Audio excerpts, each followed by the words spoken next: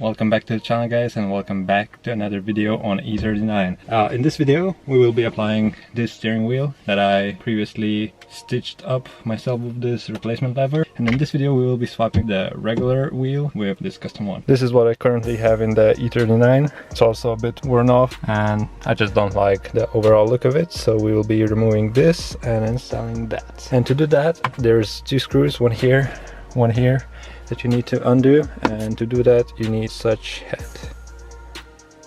So let's try and undo it.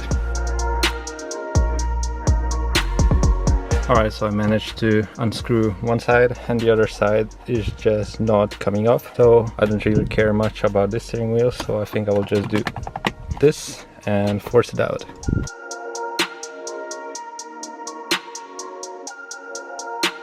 Okay, so airbag is off. Now in here I just need to undo this steering wheel heating wires, and then I can proceed with the main screw and it will come off. Okay, so the main screw is 16 head and you just undo it like this.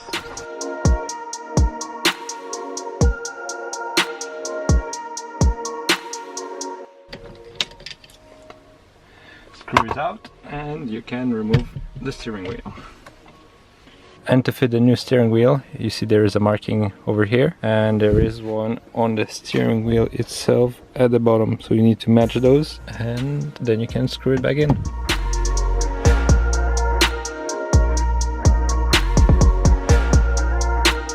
So control buttons on the previous airbag were integrated into it, and on the new one they are separate. So on here we had buttons from the left connected to the right buttons, and then they have one output. Meanwhile, in here we have two outputs and only one place to insert it. So I found that on the right side you have like an extender where you can connect the left side to the right side, and from the right side there's one plug going into there.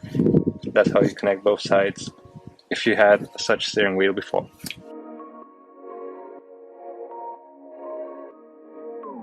Now we connect the airbag and we can screw it back with these side screws.